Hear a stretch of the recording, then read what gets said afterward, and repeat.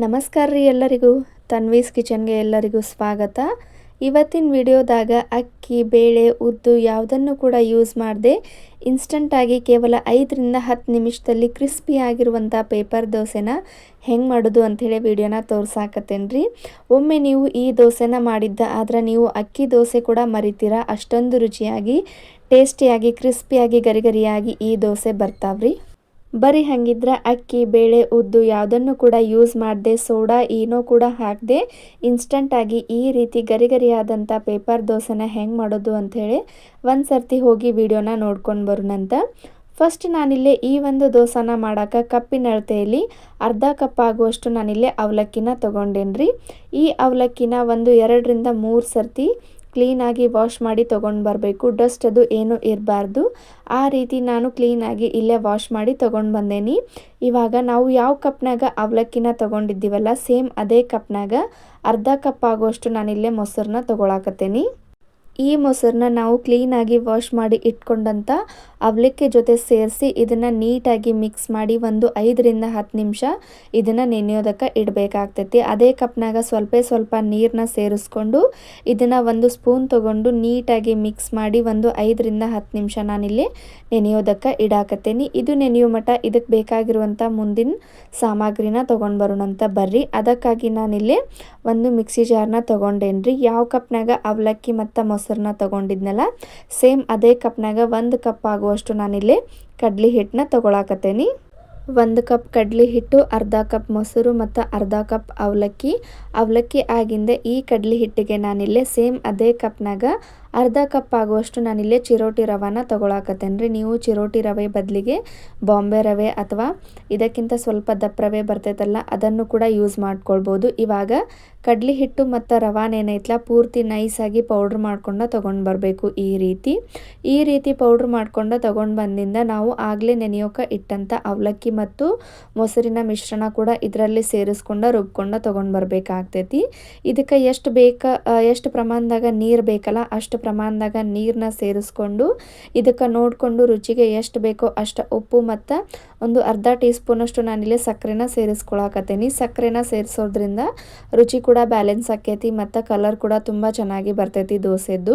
ಇವಾಗ ನೋಡ್ರಿ ನಾನು ಎಷ್ಟು ಬೇಕೋ ಅಷ್ಟು ನೀರನ್ನ ಸೇರಿಸ್ಕೊಂಡು ಇದನ್ನು ಪೂರ್ತಿ ದೋಸೆ ಹಿಟ್ಟು ಯಾವ ಕನ್ಸಿಸ್ಟೆನ್ಸಿ ಒಳಗಿರ್ತೈತಲ್ಲ ಸೇಮ್ ಅದೇ ರೀತಿ ಇದನ್ನು ರುಬ್ಕೊಂಡು ತೊಗೊಂಡು ಬರಬೇಕು. ಜಾಸ್ತಿ ತಿಳುವಾಗಿ ಇದನ್ನು ಮಾಡ್ಕೊಳ್ಬಾರ್ದು ಮತ್ತು ಜಾಸ್ತಿ ದಪ್ಪ ಕೂಡ ಇರಬಾರ್ದು. ಇವಾಗ ನಾನು ರುಬ್ಬಿರುವಂಥ ಮಿಶ್ರಣನ ಒಂದು ಮಿಕ್ಸಿಂಗ್ ಬೌಲ್ಗೆ ಸೇರಿಸ್ಕೊಳಕತ್ತೇನಿ. ಇದಕ್ಕೆ ಈನೋ ಮತ್ತು ಸೋಡಾ ಹಾಕಬೇಕನ್ನೋ ಅವಶ್ಯಕತೆ ಇಲ್ಲ. ಇನ್ಸ್ಟಂಟಾಗಿ ನಾವು ಈ ಒಂದು ದೋಸೆನ ಆರಾಮಾಗಿ ಮಾಡ್ಕೊಳ್ಬೋದು. ನೋಡ್ರಿ ಇವಾಗ ನಾನಿಲ್ಲೇ ರುಬ್ಬಿರುವಂಥ ಮಿಶ್ರಣನ 1 ಸ್ಪೂನ್ ತೊಗೊಂಡು ಒಂದು 2ರಿಂದ 3 ನಿಮಿಷ ಇದನ್ನು ನೀಟಾಗಿ ಮಿಕ್ಸ್ ಮಾಡಿಕೊಂಡು ನಾವು ಇನ್ಸ್ಟಂಟಾಗಿ ಈ ಒಂದು ದೋಸೆನ ಮಾಡ್ಕೊಳ್ಬೋದು. ಇವಾಗ ದೋಸೆ ಮಾಡೋಕ್ಕೆ ದೋಸೆ ಹಿಟ್ಟು ರೆಡಿ ಆಗೈತಿ. ಈ ಕಡೆ ದೋಸೆ ತವಾನ ಕಾಯೋದಕ್ಕಿಟ್ಟು ಸ್ವಲ್ಪ ದೋಸೆ ತವ ಕಾದಿದೆ ಅಂದಾಗ ಸ್ವಲ್ಪ ನೀರನ್ನ ಚಿಮುಕಿಸಿ ಒಂದು ಕಾಟನ್ ಬಟ್ಟೆ ತೊಗೊಂಡು ನೀಟಾಗಿ ಒರೆಸ್ಕೊಂಡು ದೋಸೆನ ಮಾಡಿಕೊಂಡ್ರೆ ನಾವು ಮಾಡುವಂಥ ಪ್ರತಿಯೊಂದು ದೋಸೆನೂ ಕ್ರಿಸ್ಪಿಯಾಗಿ ಪರ್ಫೆಕ್ಟಾಗಿ ಬರ್ತಾವ್ರಿ. ನೋಡ್ರಿ ಇಲ್ಲಿ ನಾನು ಕೂಡ ನೀರನ್ನ ಚಿಮುಕಿಸಿ ಒಂದು ಕಾಟನ್ ಬಟ್ಟೆ ತೊಗೊಂಡು ಒರೆಸ್ಕೊಂಡು ಮತ್ತು ಸ್ವಲ್ಪ ಅಡುಗೆ ಎಣ್ಣೆನ ಅಪ್ಲೈ ಮಾಡಿ ಅದನ್ನು ಕೂಡ ಒಂದು ಕಾಟನ್ ಬಟ್ಟೆ ತೊಗೊಂಡು ನೀಟಾಗಿ ಒರೆಸ್ಕೊಂಡು ಊರಿನ ಪೂರ್ತಿ ಲೋ ಫ್ಲೇಮ್ನಲ್ಲಿ ಇಟ್ಕೊಂಡು ದೋಸೆನ ಮಾಡಿಕೊಂಡ್ರೆ ದೋಸೆ ಪೂರ್ತಿ ಪರ್ಫೆಕ್ಟಾಗಿ ಬರ್ತಾವ್ರಿ.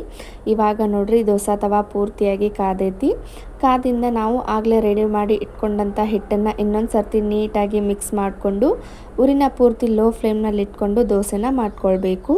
ಈ ರೀತಿ 1ರಿಂದ 1.5 ಸ್ಪೂನಷ್ಟು ದೋಸೆ ಹಿಟ್ಟನ್ನು ತಗೊಂಡು ದೋಸೆ ತವಾ ಮೇಲೆ ಹಾಕಿ ಈ ರೀತಿ ನಿಧಾನವಾಗಿ ತೀಡ್ತಾ ಬಂದ್ರೆ ಕ್ರಿಸ್ಪಿ ಆಗಿರುವಂಥ ಪೇಪರ್ ದೋಸೆ ರೆಡಿ ಆಗ್ತೈತ್ರಿ. ಈ ದೋಸೆ ಸ್ವಲ್ಪ ಬೆಂದಿದೆ ಅಂದಾಗ ಅದಕ್ಕೆ ಎಣ್ಣೆನಾಗಲಿ ಬೆಣ್ಣೆನಾಗಲಿ ಇಲ್ಲ ತುಪ್ಪನಾಗಲಿ ಅಪ್ಲೈ ಮಾಡಬೇಕು. ನಾನು ಕೂಡ ಇಲ್ಲಿ ಸ್ವಲ್ಪ ಅಡುಗೆ ಎಣ್ಣೆನ ಅಪ್ಲೈ ಮಾಡತ್ತೀನಿ. ನೀವು ನೋಡತ್ತಿರ್ಬೋದು ಅಕ್ಕಿ ದೋಸೆಗೂ ಈ ದೋಸೆಗೂ ಯಾವುದೇ ರೀತಿಯಾದಂಥ ವ್ಯತ್ಯಾಸ ಇರೋದಿಲ್ಲ. ಈ ರೀತಿ ಸುತ್ತ ಎಲ್ಲ ನೀಟಾಗಿ ಕ್ರಿಸ್ಪಿ ಆಗುವಂಗೆ ದೋಸೆನ ಬೇಯಿಸ್ಕೊಂಡ್ರೆ ಸೂಪರ್ ಆದಂಥ ಇನ್ಸ್ಟಂಟಾಗಿ ಏನೋನ ಹಾಕದೆ ಈ ರೀತಿ ದೋಸೆನ ಆರಾಮಾಗಿ ಮಾಡ್ಕೊಳ್ಬೋದು. ನೋಡ್ರಿ ಎಷ್ಟು ನೀಟಾಗಿ ಪರ್ಫೆಕ್ಟಾಗಿ ದೋಸೆ ಬಂದೈತೆ ಅಂಥೇಳಿ.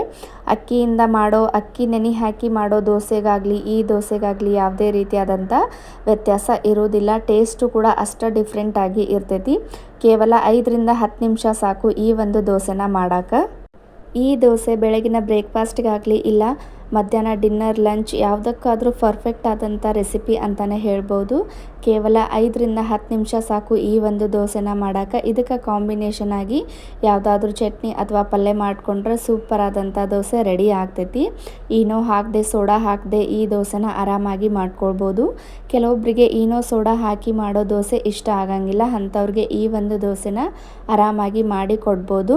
ನೀವು ನೋಡತ್ತಿರ್ಬೋದು ಸ್ವಲ್ಪ ಕೂಡ ಹರಿಯೋದಿಲ್ಲ, ಏನೂ ಆಗಂಗಿಲ್ಲ, ಹಂಚಿಗೆ ಕೂಡ ಅಂಟೋದಿಲ್ಲ, ಅಷ್ಟು ಪರ್ಫೆಕ್ಟಾಗಿ ಬರ್ತೈತಿ. ಫಸ್ಟ್ ಟೈಮ್ ಮಾಡೋರು ಕೂಡ ಆರಾಮಾಗಿ ಈ ಒಂದು ದೋಸೆನ ಟ್ರೈ ಮಾಡ್ಬೋದು.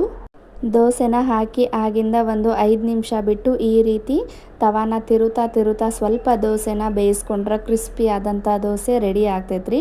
ಇದೊಂದು ಅಂತಲ್ಲ, ಪ್ರತಿಯೊಂದು ದೋಸೆ ಕೂಡ ಇಷ್ಟ ಪರ್ಫೆಕ್ಟಾಗಿ ಬರ್ತಾವೆ. ಒಮ್ಮೆ ನೀವು ಈ ದೋಸೆನ ಟ್ರೈ ಮಾಡಿ ಕಮೆಂಟ್ ಮಾಡಿ ಹೇಳ್ರಿ ದೋಸೆ ಹೆಂಗೆ ಬಂತು ಅಂಥೇಳಿ. ಈ ಹಿಟ್ಟನ್ನು ಯೂಸ್ ಮಾಡಿಕೊಂಡು ಈ ರೀತಿ ಕ್ರಿಸ್ಪಿ ಆದಂಥ ದೋಸೆ ಮಾತ್ರ ಅಲ್ಲ, ನಾವು ಆರಾಮಾಗಿ ಸೆಟ್ ದೋಸೆ, ಸ್ಮೂತ್ ದೋಸೆ ಕೂಡ ಮಾಡ್ಕೊಳ್ಬೋದು.